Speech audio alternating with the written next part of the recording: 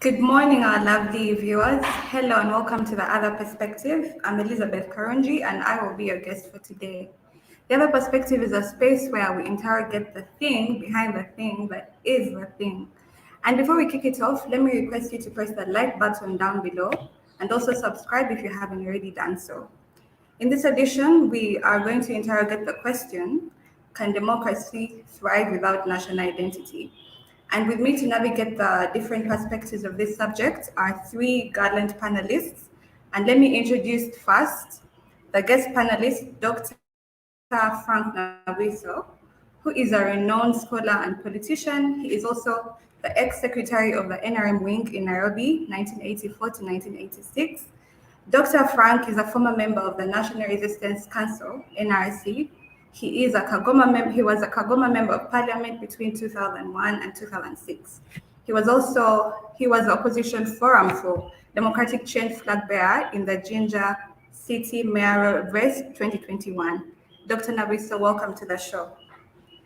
Yeah, thank you very much. Our second guest is Miss Prisca Wanyenya. She is a journalist covering Parliament of Uganda and also a regular panelist. Prisca, you're most welcome to the show. Thank you. And last but not least, we have Mr. Henry Muguzi, a renowned electoral democracy expert, civil society leader, and also a regular panelist. Henry, you're welcome to the show. Thank you. It's an honor to be here. Yes. So let's get straight to the discussion. Dr. Nabwiso, let me start with you. As a scholar and politician, help us understand the correlation between the politics of national identity and democracy. And please break it down to the level of an ordinary Ugandan, a border rider. Please break that down. My understanding Yes, is that Ugandans have not yet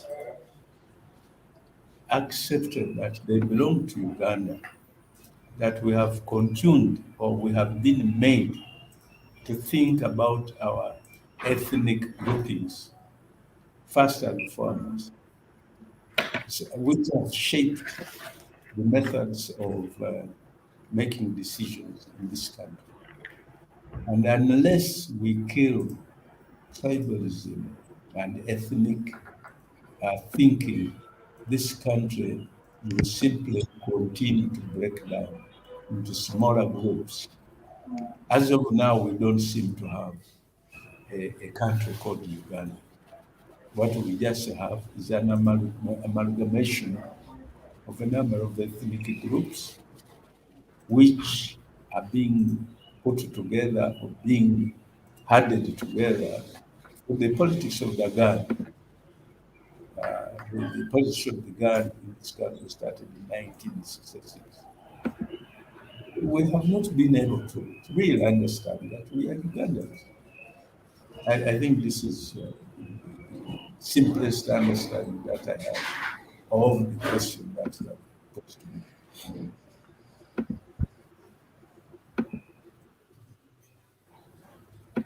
Yes, Professor, thank you so much for that. So I'm going to move to Prisca. I hope she can hear me. Yes, I can.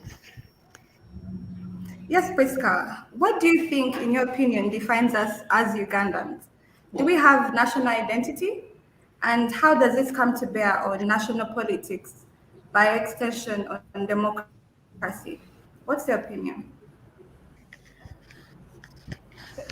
Thanks so much for giving me. Did you get me, Prisca? Yes, I did. Thanks so much for hosting me again.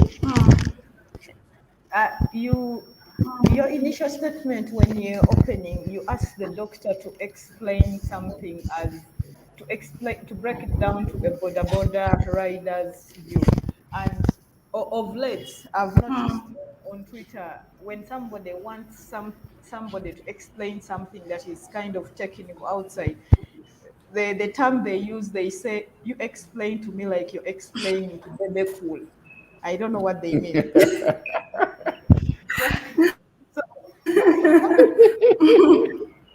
So partly one of the symbols that I used to identify myself a Ugandan is. I tend to attach so much feelings or importance to the crested crane. When I was growing up, I thought the crested crane was the bird that is owned by Uganda. Like, for instance, if you go to Tanzania and you find a crested crane and you're Ugandan, you're supposed to bring it back to Uganda.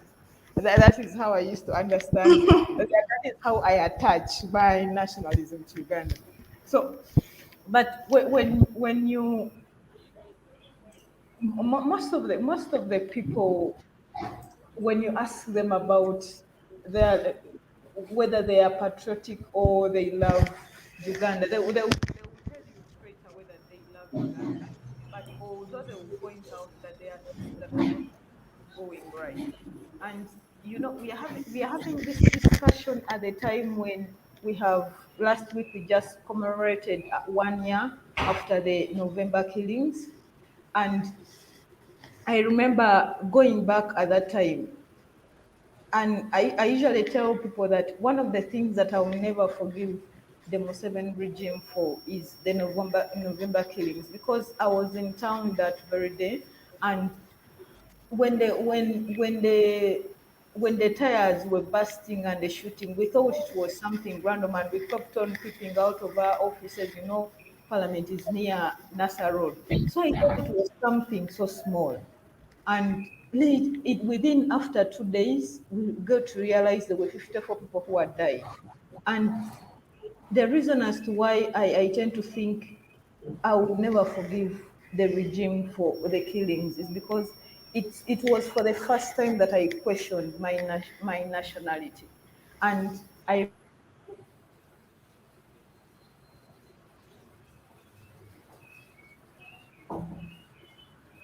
Prisca? Yes, I think Prisca is having some technical difficulties, but like the doctor said, he mentioned that Ugandans associate themselves with their ethnical ties rather than identifying as Ugandans. So, with that background, let me move to Henry. Is politics of national identity compatible with democracy? Henry.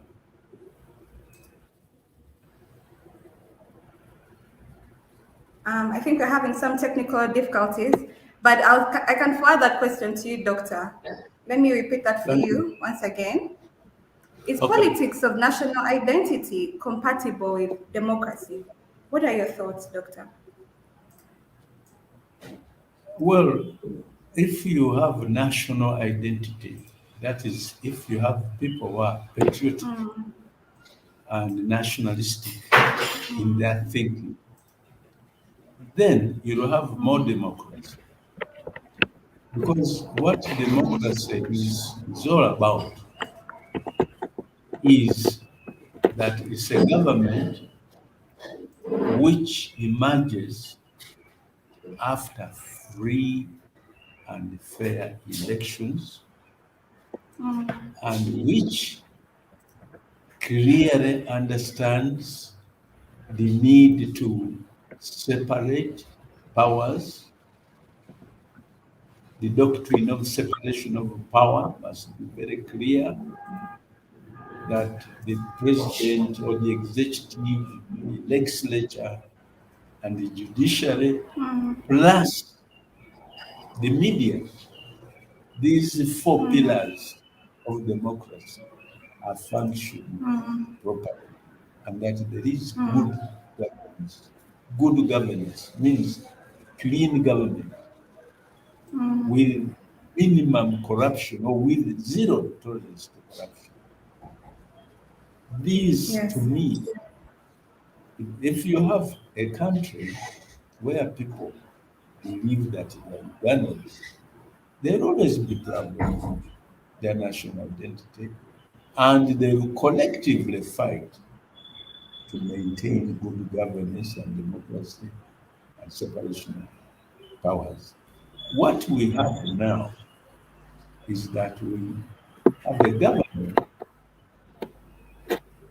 which has been promoting ethnicity or tribalism, which is making decisions which favor specific areas in this country and leaving others out, where appointments are not based on merit and ability.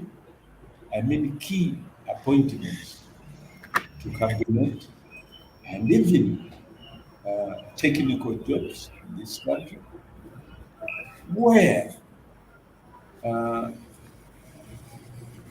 there is, I don't know, but there is this blueprint which was written, that one of 1992, the Electoral meeting, where people claimed that they had more powers, more what ability to govern the rest of the country. It is that blueprint which we have been following, which has divided this country more than what I used to see in the early 60s and what I used to see to hear in the parliament. Before the NRM government, we had more nationalistic statements in the Hansard. And the history of parliament, of course, has not been written. Otherwise, it would be tell you that we are now having more, although we have a very large number of parliamentarians, 529, but they act in accordance with their ethnic group, groups. That's the arguments. People are just asking, what can you do for my ethnic group or for my tribe, and not what you can do, which is good for every Ugandan. And we have a very serious, an explosive population growth in this country. And nobody cares about this. Now, of course, when you are sectarian and ethnic, and tribalistic, you not even support family planning. You'll be fighting to have more children born in your ethnic group in order to compete with the other ethnic groups. I have not had an important statement from the NRM government, for example, on the population control. We were only 7 million in 1962.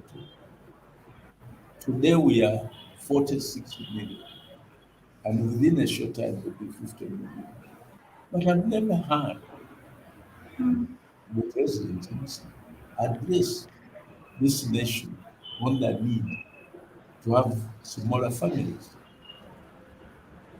So the politics Yes, so will permeate through the life of every family, and things are getting worse. So, Doctor, you pointed out an interesting angle. You say that Ugandans have become more tribalistic, and we see members of parliament pushing more for what is in the interests of their tribes. What is the way forward? And we would also want to hear from you as a citizen, as a senior citizen. Was it like this previously, or is it today that Ugandans have become more tribalistic? And what is going to be done to change this? Yeah, I have already said that in the late 50s, when Ugandans were fighting for independence, you had more nationalistic speeches in parliament. And even during the early years of post-independence, we had more nationalistic politicians. The speeches in the Hansard show you that.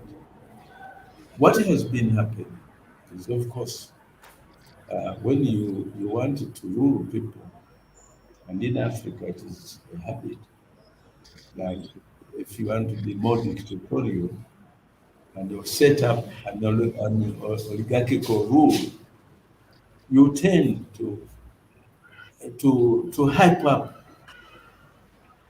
ethnicity, because you will get these tribes fighting against each other, trying to outcompete each other, trying to fight for the national cake.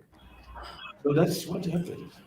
And if you want to change that course or that trend in the politics of Uganda, the first point is to have a constitution which is respected.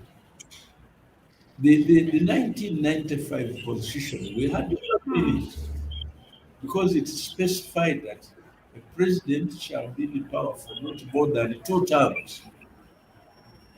We changed that constitution in 10 years, within 10 years only, 2005.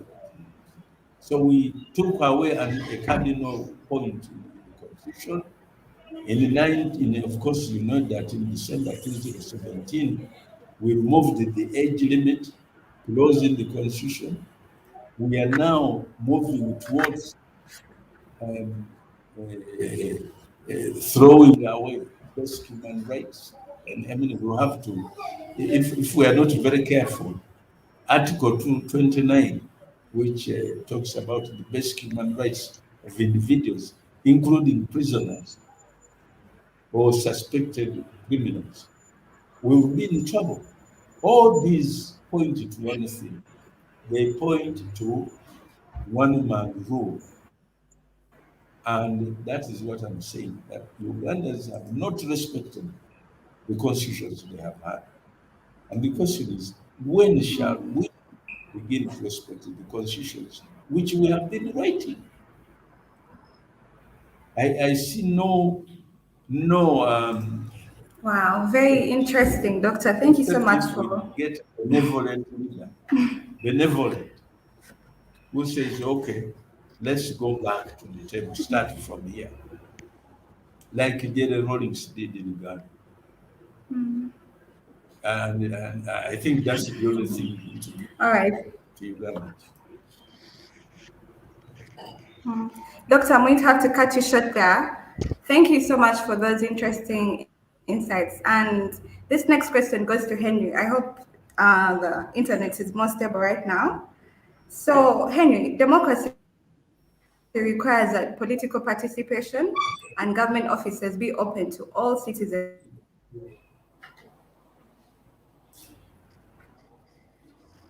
I hope you can hear me now. Let me repeat that in case you missed that. Democracy requires that political participation and government offices be open to all citizens without distinction. That all citizens be afforded the rights and protections associated with political liberty and eco-citizenship. How does this statement fit into today's Uganda? Yes, Henry. Thank you very much, Elizabeth. And of course, as usual, our complaint is about the internet, where after 35 years of non-interrupted service, the state cannot give us better internet. The regulator cannot give us better internet.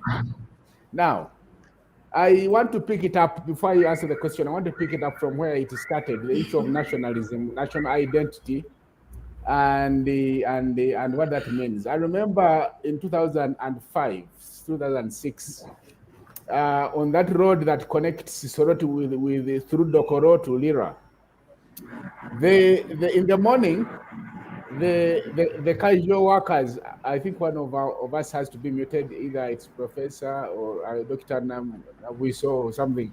There's feedback. Huh?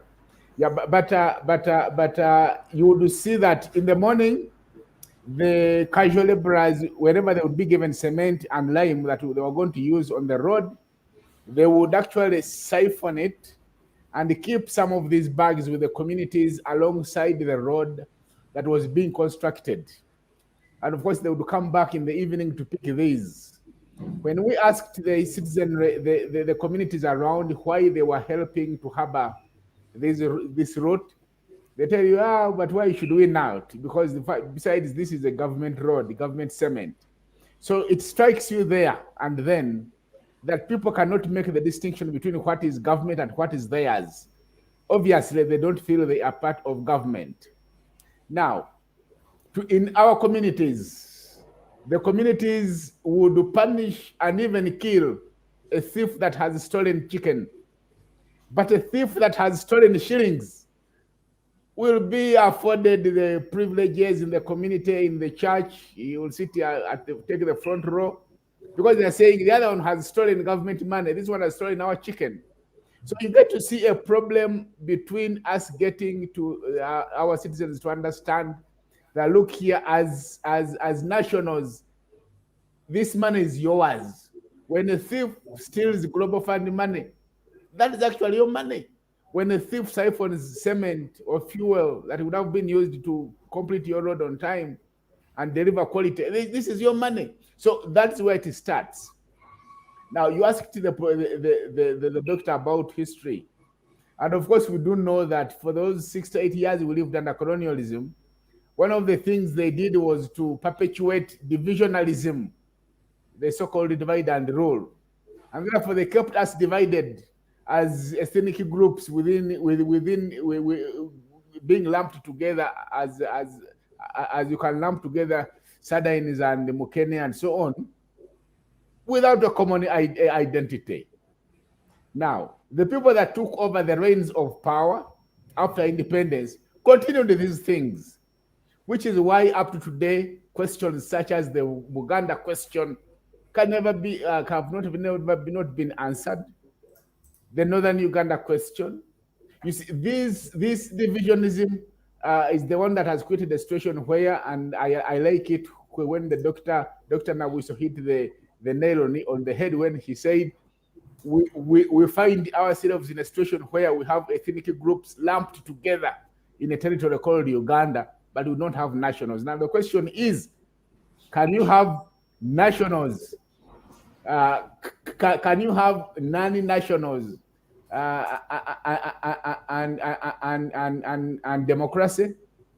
I think, and I want to argue, that the issue of national identity is so important, that national identity is the glue that holds together the political communities and organizes people around democracy and provides a fertile ground for democracy to blossom and thrive. What is happening in Uganda today is that we are not having any of these. In fact, the last 35 years are years that have served to perpetuate even further the element of divisionism. You remember when we came together in 1986, Uganda was almost divided. We had about 58 districts, and most of these districts were bringing together many ethnic groups. Today, even the smallest group, the Ik, have their own constituency. So we are more divided today than we were. So we are not nationals. You ask the question, who are we as Ugandans? If somebody asked you, Ugandans, what defines you as Ugandans? We know that in other countries, there are things that define them. You can know what defines Nigerians, for example. But what defines us as Ugandans? We don't have that national identity. And these are the things we must have a serious conversation about. Now, back to your question. The question of democracy and political participation and so on. You see, democracy demands that the people that come out to participate in these processes do have an affection for the country and believe in the kind of country they want to create, the nation they want. They share a common vision. So when they participate, they are able to identify leaders whose and political parties whose manifestos and whose political ideology resonates with the ambitions and aspirations of the citizens. In fact, the question is, do we even have citizens? So in a situation where we have a group of people from different ethnic groups occupying a country called Uganda and turning out to participate in processes such as being standing for political positions, being elected, such as being appointed to positions to public office, is the same reason why you are having people who set out to steal, to plunder, and loot on massive scale. In fact, my good friend Pierre Olumumba calls it looting on an industrial scale, without the feeling that, oh, I shouldn't do this. It's like it's like a hyena gets out there and gets into a den of goats, and it feasts without caring whether the relatives of those goats are being hurt or not. And therefore, we cannot have political participation of any consequence without answering the question of who we are as Ugandans. The whole issue of national identity is going to serve as the glue that is going to bring us together, regardless of our ethnic groups. And the leadership we have had over the last 35 years has done so little to make sure that we are glued together as nationals of a country called Uganda. Back to you, Liz. Wow, thank you so much, Henry. I'll move to you, Prisca. Before the internet cut you short, you were talking about the events from last year, the November 18th killings, and that moves me to my next question.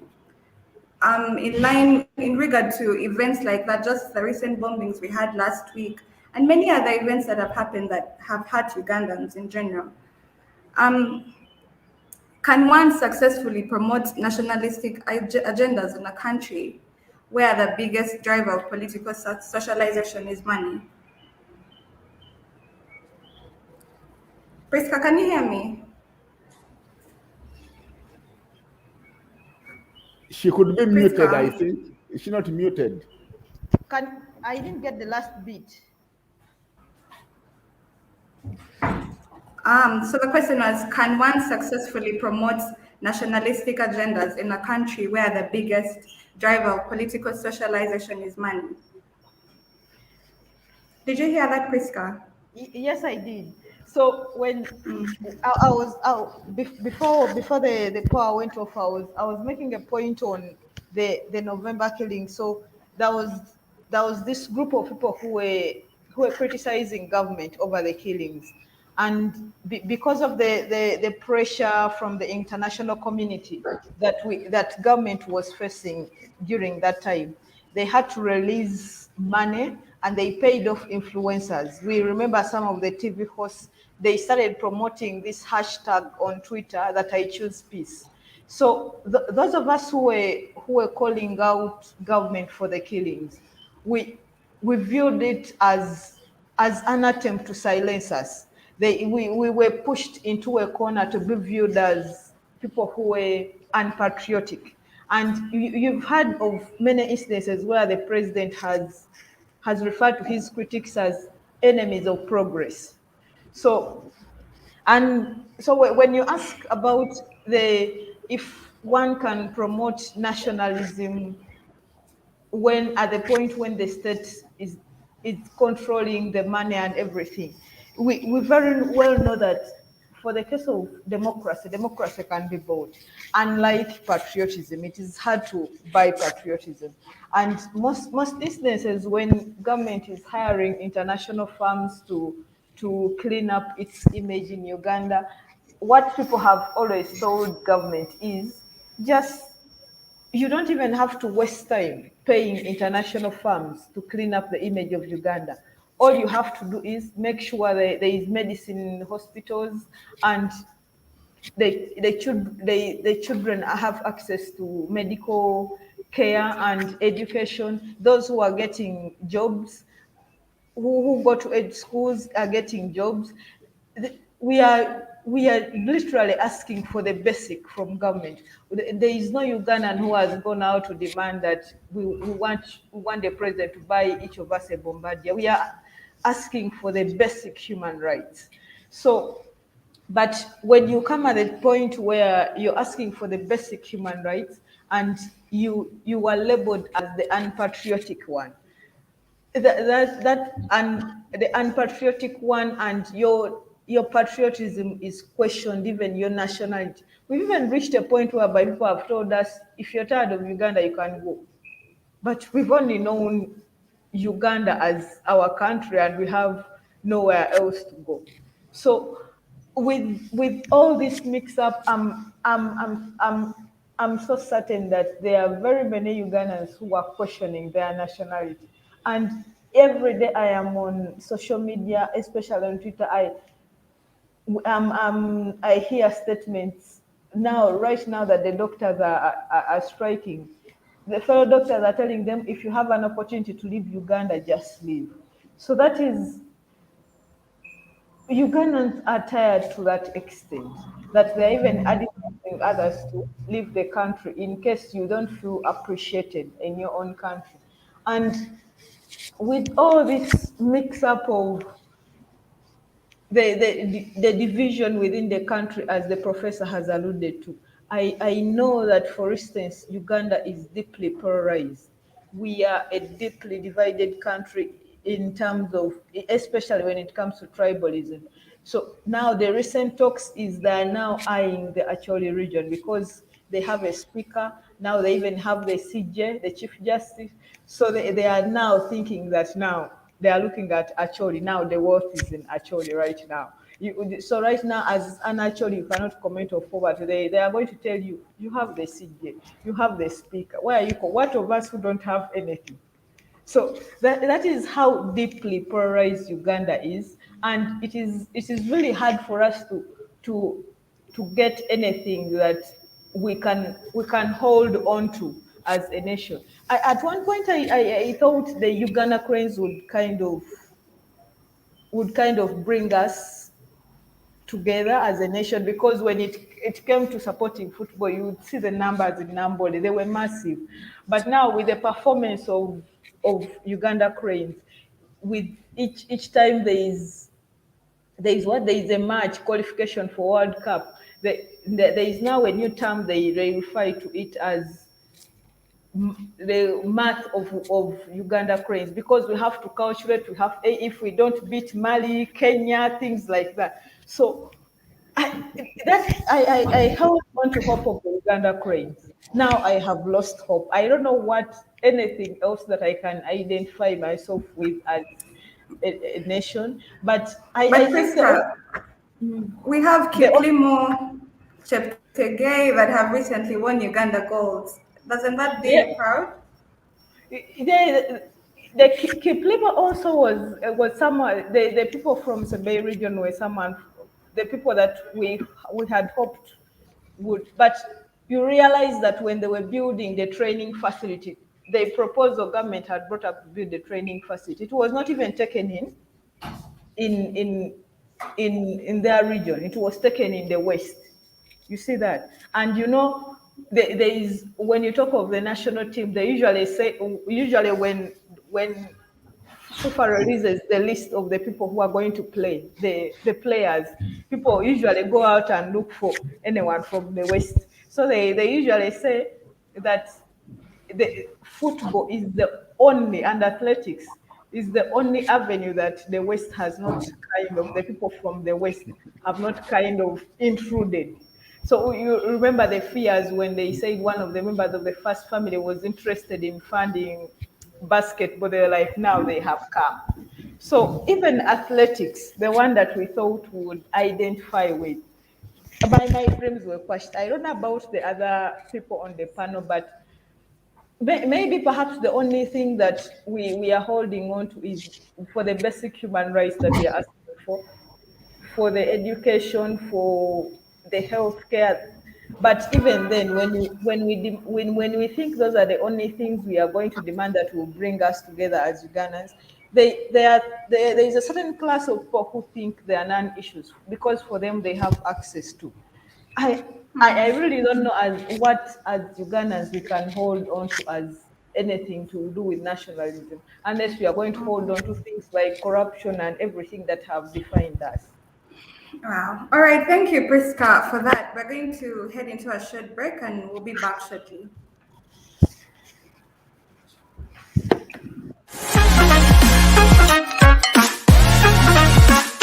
Pocket.com.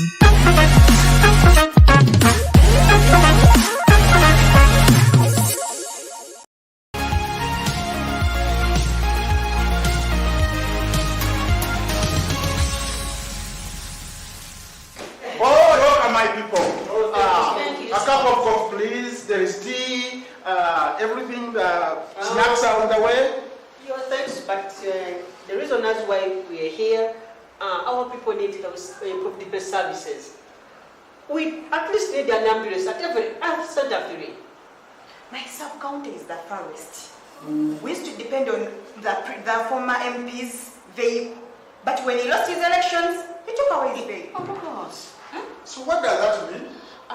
Use your budget as a district to procure the ambulances. Oh, if I could, I would. But unfortunately, government operates differently. What you say, Chairperson? This is very serious and urgent. Yes. I know. And why are they called local leaders then? Local government. You people, who sent you here? I know, of course. We are concerned citizens who are watching people dying every day. We've lost our beloved ones just because of poor health services. Something has to be done. You are right. Something has to be done, and very fast. That's transport for you. Go back. But All your concerns are taken care of. I will handle. But Have a Chairman, safe journey. Thank you so much. but this man seems to undermine our cause as to why we're here. No, don't misunderstand me. This is just transport, no strings attached. Chairman, we came here to discuss and find solution to our problems. But it seems you don't want to engage with us. Let's go and mobilize people, and you'll see how serious we are. Good citizens, let us always hold our leaders accountable. Leadership is a service, not a privilege. Contribute today at www.politicalfinanceafrica.org/donate. Together. Pocket.com.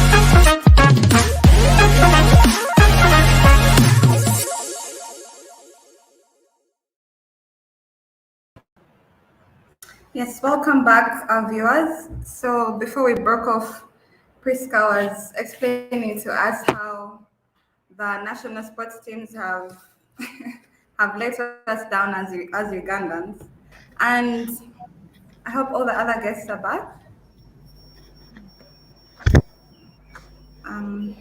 Yeah, we are back. Yes, so I was waiting. All right, Doctor. So this next question goes to you. Doctor, over the past 68 years of colonialism plus 59 years of self-rule, which is 127 years in total, what role has national or ethnic identification played in design of governance institutions and policy development? I don't know whether I have understood your question clearly, All right. but Let me. I want to point out that on 1st October 1962, I started working for Radio Uganda. I was the president at Kororo, and I saw the Union Jack being pulled down and the Uganda anthem being sung.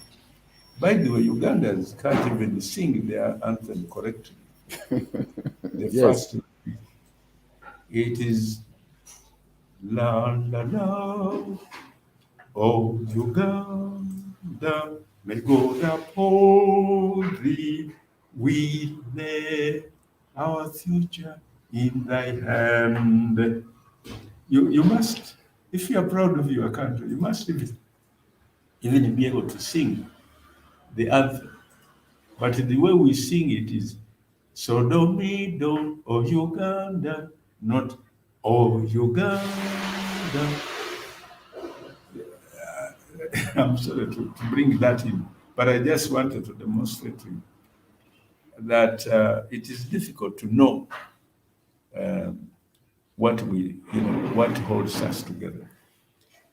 Now, the question you have asked touches on my work when I was in the NRM Secretariat in Nairobi.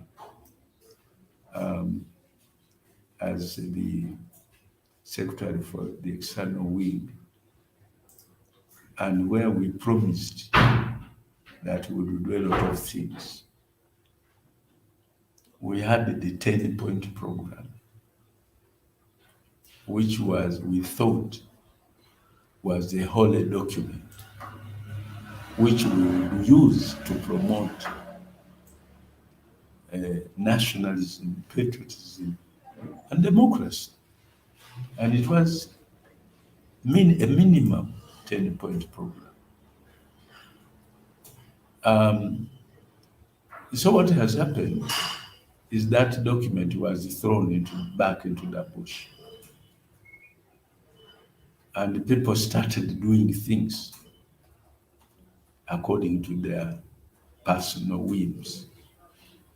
Of course, the NRA can rightly claim that the country has developed physically in many aspects. Of course, you have more tarmac roads in the Western region than in other parts. Of course, you have a number of industries in this country. But this country has never, for example, thought it necessary to focus on small-scale industries and cottage industries like the Indian program.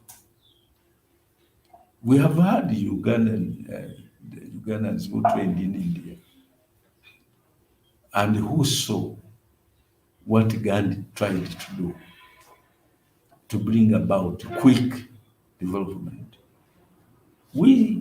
Our economy is still tied to the Western countries. You can claim that the country has developed faster than it did in 68 years of colonial rule. Yes, you can point to a number of physical things, but what has not developed is a sense of direction, a sense of respect for others, a sense of being concerned about the standards of living. You have a more divided country now in terms of standards of living. You have a few rich people, maybe constituting only 5% of the population, or even less. And the majority are drowning more in misery, in poverty. You have two nations in one state, geographical state in Uganda. The state, the nation of the Doctor. Yes.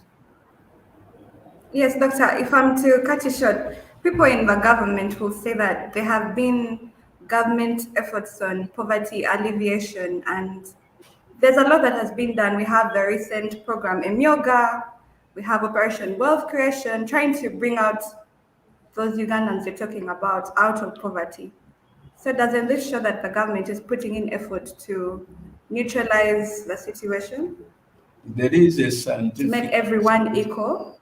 No, there is a scientific theory which says that governments don't develop people. It is the people that develop themselves. It is the bottom-up approach to development, not the top to bottom, where you are in the State House and ordering, let there be a yoga, let there be this, let there be this. It is getting the people to understand that they are responsible for their own development, that they have to participate in decision making, that they have the potential, even not to bother about you, your government and so. I still want us my part of the field in which I've operated is really what we call bottom-up approach to development. where you get people even to understand that they have to have small families and they have a small number of children they can look after and not turn them into beggars. We have promoted now a begging syndrome.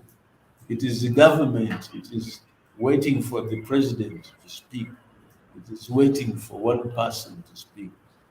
And when he's sipping coffee but the ordinary person must be clearly equipped with the skills of survival. You have to turn the philosophy which we have been using, the economic philosophy and so on, bring it back to the people. The economy of Uganda today, Matia Kasaija said so in the 2019-2020 budget, that 69% of Uganda's economy is in the hands of foreigners. And he was reading the speech on behalf of the president. It was the president's, but the president smiled and nobody questioned that. If Ugandans control only 31% of the economy, they don't have a country. Yeah, I think that's my first comments. So, in the summary, in the 68 years of colonialism, we didn't make much economic progress. It is true that in the last 10 years, a lot of things have happened, infrastructure and so on. But the country is still divided into two nations, that of the poor, the rich few, and the majority who wallow, who live in misery. Thank you so much. Thank you so much, Doctor. So my next question goes to Henry.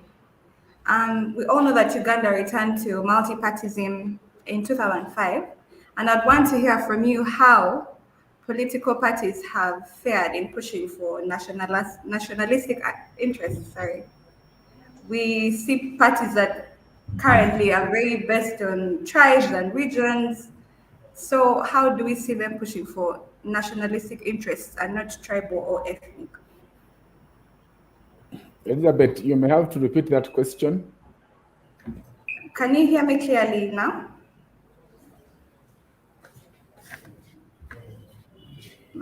Henry? I think my connection is poor or something. But can you hear me now? Prisca, can you hear me? For me, I'm hearing you properly. All right. Henry, can you hear me? Now I can hear, but maybe if the professor has had, what was the question? It's now on multi, you can hear me now? Yes. Yes, I was saying Uganda returned to multi-partyism in 2005. Yes. And we wanted to hear from you how political parties are faring in terms of pushing for nationalistic interests. Thank you very much, Lisa. Of course, we have real issues with the political parties in Uganda. Most of the political parties we have are being used as vessels or platforms to climb or access political office. And of course, the reason they access them is because once it is clear you get into public office, then you can use it for self-aggrandizement. Political parties we have not been able to successfully and organically connect with the population. For example, you have a party that claims to be the farmers' party, but when you look at its membership, there is no farmer enlisted as one of its members. You have a party which says our philosophy is egalitarian, but when you probe what it stands for and look at how it delivers its messages and how it is constituted, there is no egalitarianism in it. You have a party that says we are the ecological party, but when you look at how many ecological activists or nationals are there, there's nobody.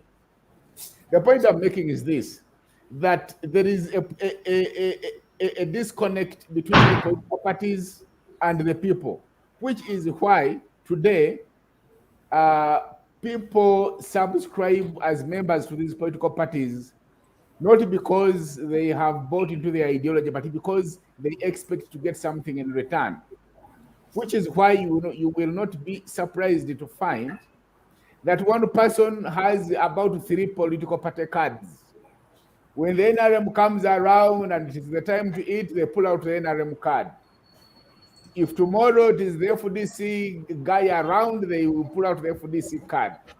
And so in a situation like this, the conclusion is that political parties seem to have failed to organically connect with the people that they claim to be representing. Political parties seem to have also failed to act and serve as nursery beds for future leaders. As a matter of fact, if you look at the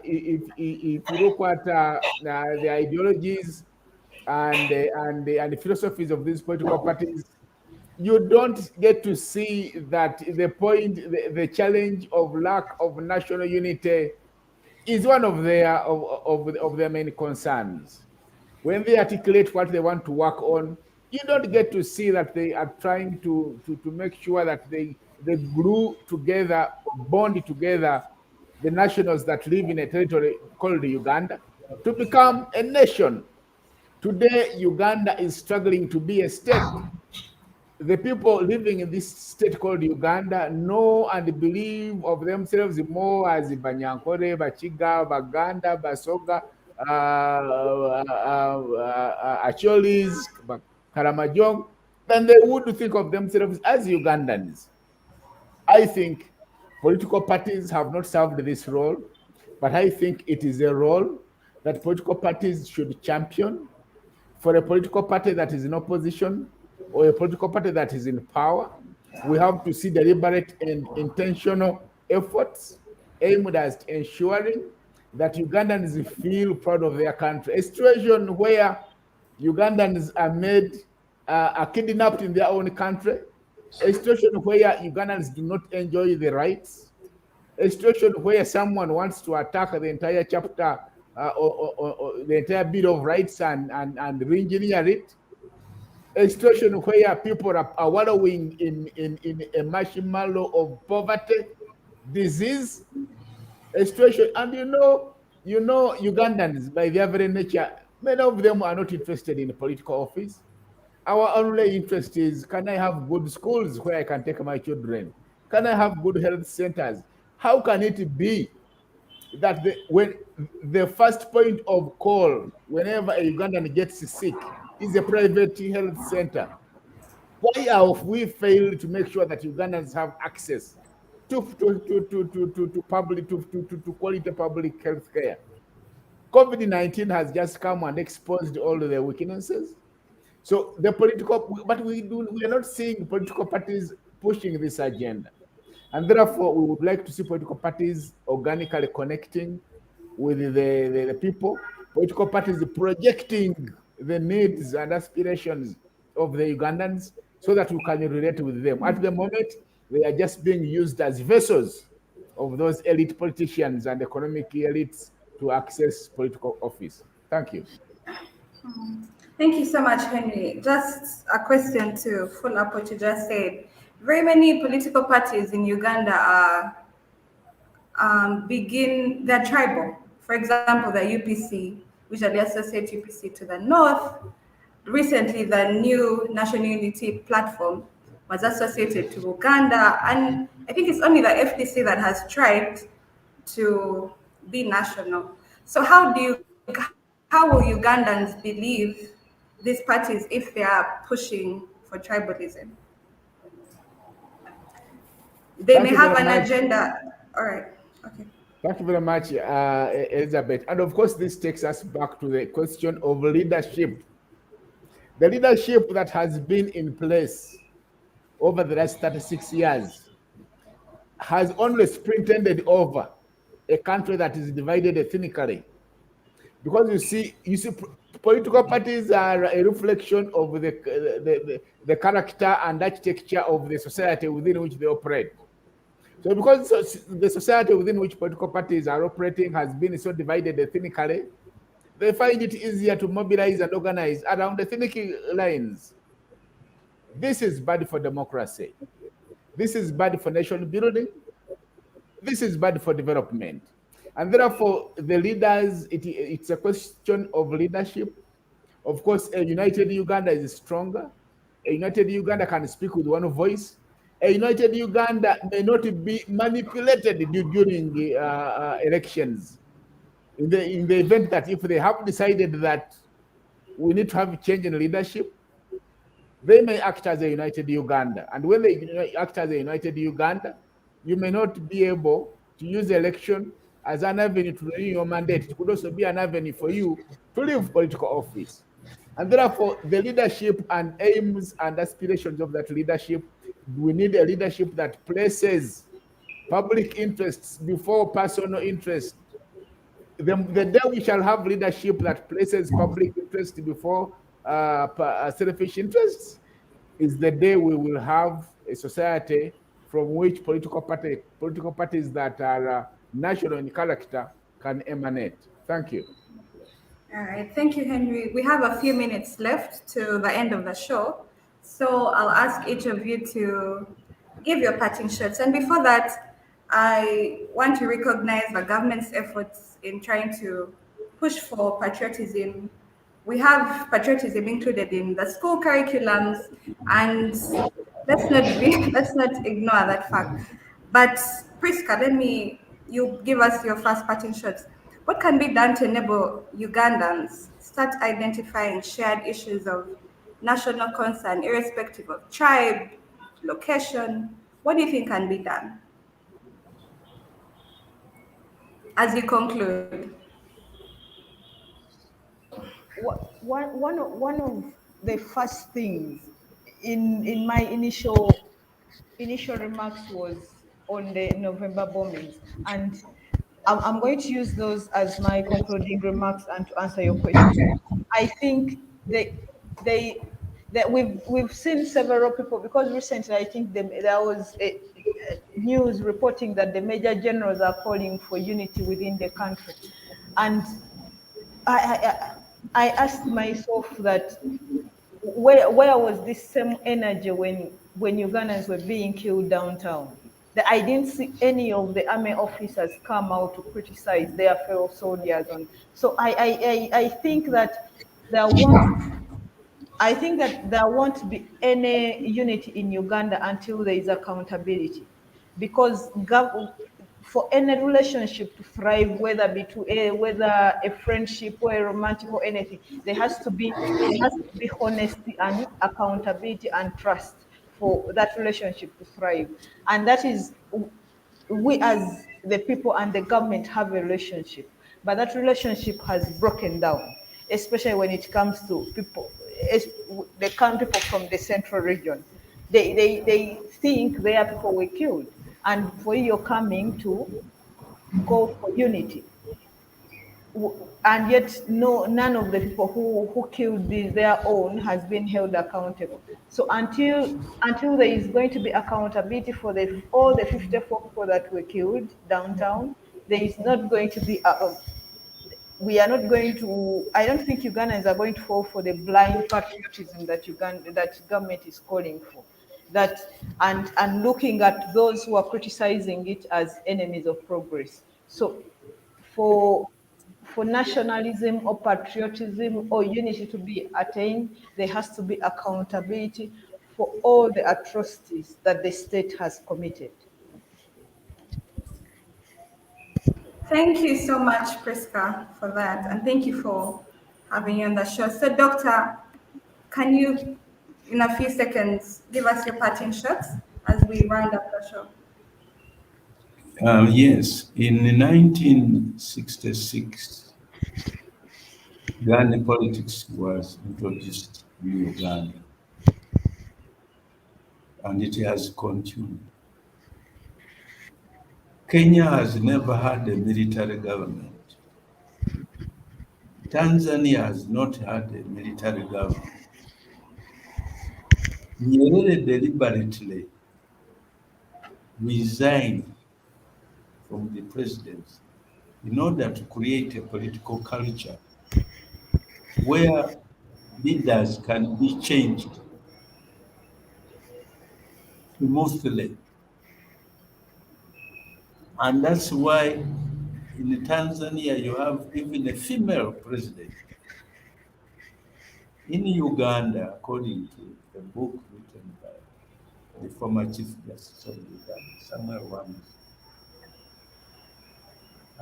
the constitutions have been designed in such a way that they promote the concept of strong leaders militarily, that these people, they are the ones who can bring security in this country and prosperity.